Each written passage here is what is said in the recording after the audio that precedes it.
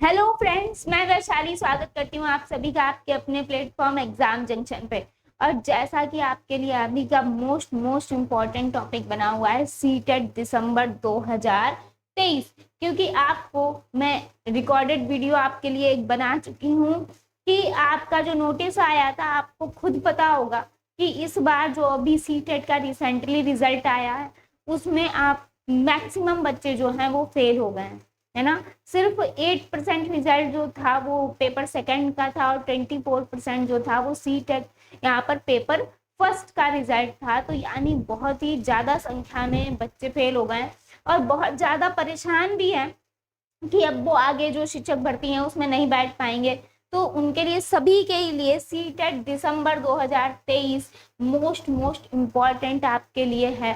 साथ ही साथ जो फर्स्ट टाइम सी टेट दिसंबर में देने जा रहे हैं सीटेट, तो उनके लिए भी मैं कुछ ऐसी बातें बताने वाली हूँ जिसको आपको बिल्कुल फॉलो करना है, यानी कुछ ऐसी बातें आपको बिल्कुल ध्यान रखनी है जो आपके लिए बेनिफिशियल होने वाली हैं।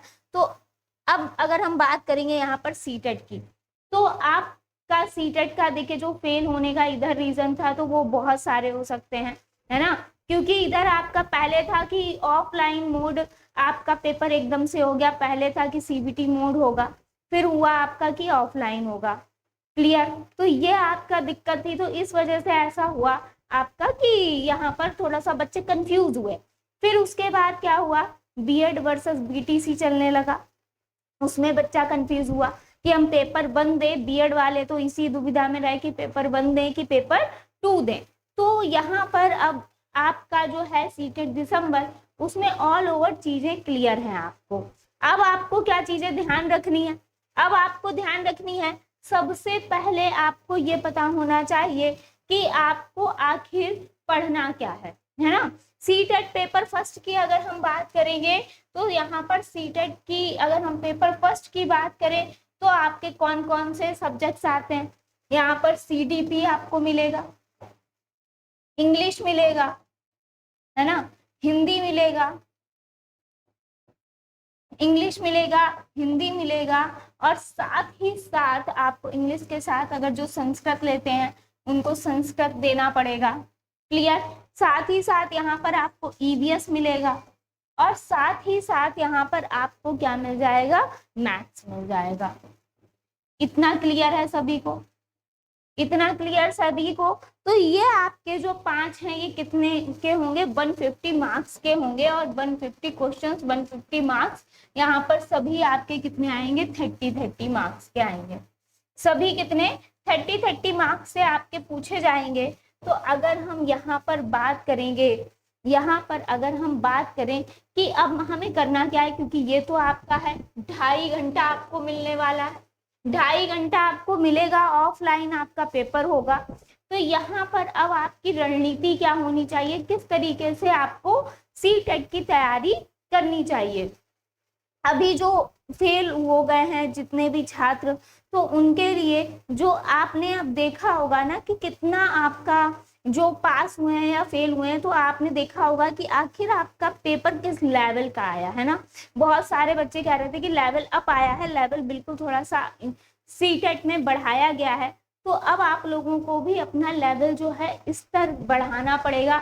ये नहीं है कि सिर्फ एंड में आपने मैराथन देख ली, एग्जाम है और आपने एग्जाम से पहले मैराथन सारे सब्जेक्ट की देख ली और एग्जाम दे आए और आपके 90 नंबर आ गए। अब ऐसा नहीं है, अब आपको क्या सिलेबस जो है वो पूरा डिटेल में पढ़ना पड़ेगा, पूरा फुल सिलेबस। सबसे पहले आपको डिटेल में पूरा का पूरा सिलेबस जानना होगा और पूरा आपको जो टॉपिक वाइज दिए हैं उनको अच्छे से आपको पढ़ना होगा। अभी आपके पास टाइम है, अभी आपके पास टाइम है। अगर आप 130 प्लस मार्क्स लाना चाहते हैं, अगर 130 प्लस मार्क्स लाना चाहते हैं तो बिल्कुल आ सकते हैं, कोई प्रॉब्लम नहीं है, लेकिन आपको तैयारी आज से अभी से करनी होगी, है ना। ये नहीं है कि एंड में आपने मैराथन देख ली, जैसे बहुत लोग कहते हैं कि मैम ऐसा था कि लास्ट में सिर्फ मैराथन देख ली थी, मैं तो पास हो गया या पास हो गई, है ना। ऐसा नहीं है, आपको अगर अच्छे नंबर से पास होना है सीरियसली, तो बिल्कुल आपको क्या अभी से ही तैयारी में जुट जाना है। सिलेबस को अच्छे से देखना है कि आखिर कौन कौन से टॉपिक हैं जो बार बार पूछे जा रहे हैं, जैसे कि एनईपी है ना, जैसे कि एनईपी 2020, एनसीएफ 2005 है ना, या आरटी 2009। अब तो आपका यहाँ पर एनसीएफ 2022 भी आपका आ चुका है ना, एनसीएफ 2022 भी आ चुका है। तो ये सारे आपको टॉपिक्स जो हैं वो क्लियर करने हैं। साथ ही साथ अगर हम बात करें, साथ ही साथ अगर हम बात करेंगे तो जिन पियाजे है ना, जिन पियाजे, कोहल वर्ग, कोहल वर्ग, नाम चौमास्की, नाम चौमास्की, यानी ये सब आपके जो हैं बिल्कुल रटे रटाए हुए हैं, यानी इनसे क्वेश्चन पूछेगा ही पूछेगा। इन्होंने कौन से सिद्धांत दिया है, क्या किया है, तो ये सारी चीजें, मतलब ये चीजें आपको क्या बिल्कुल रटी होनी चाहिए।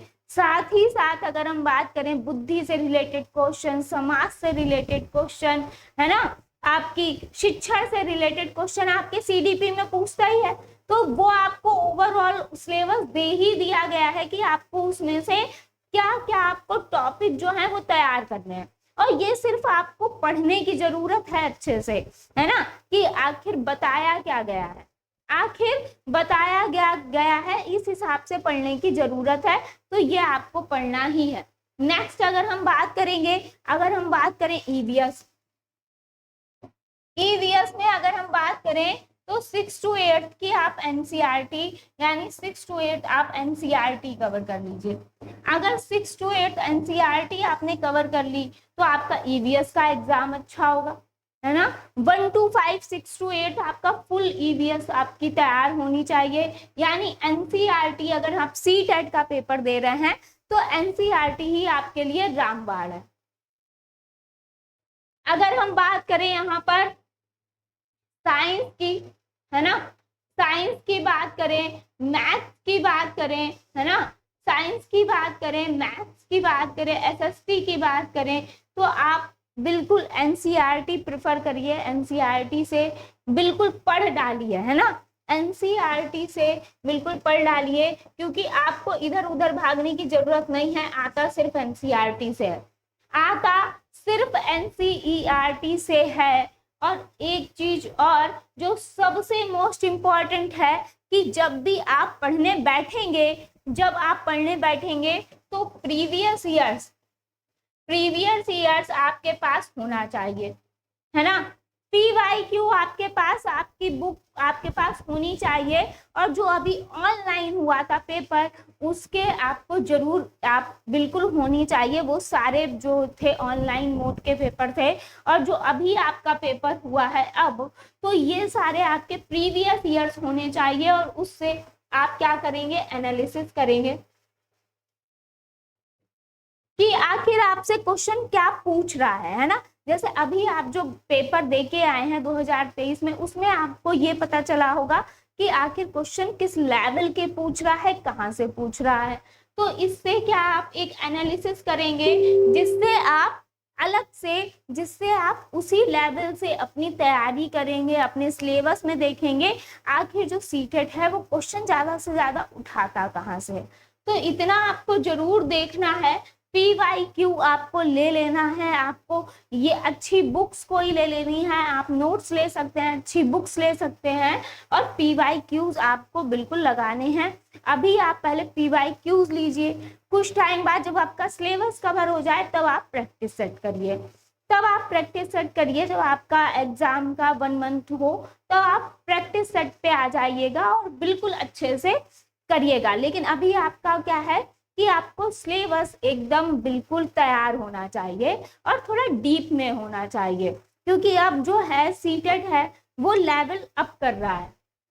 क्लियर। अब ये नहीं है कि आपने बस ऐसे ही सरसरी निगाह से पढ़ लिया या फिर 1-2 वीडियो देख ली और काम हो गया, ऐसा नहीं है। अब आपको बिल्कुल अच्छे से तैयारी करनी है और यहाँ पर PYQs तो जरूर देखने हैं, इससे एनालिसिस करनी है और इसके जरिए आपको लगाना है। और खासकर जो आपका ऑनलाइन एग्जाम हुआ था वो और जो अभी आपका एग्जाम हुआ है वो, तो ये जो है आपके पास PYQs, इनसे आप फोकस करिएगा कि आखिर कहाँ से क्वेश्चंस पुट अप हुए हैं। तो बस वहीं से ही आपको क्वेश्चंस जो हैं उठाने हैं, वही आपको टॉपिक्स उठाने हैं जो सबसे पहले आपको एकदम याद करने हैं। तो आई होप कि आपको मेरी बात समझ में आई होगी और आप लोग बिल्कुल 130 प्लस ला सकते हैं आसानी से, 130 प्लस आसानी से ला सकते हैं, लेकिन उसके लिए आपको आज से ही लग जाना है। तो अगर आप मेरी रणनीति के अकॉर्डिंग पढ़ते हैं तो बिल्कुल आपका जो है 130 प्लस बिल्कुल आसान है।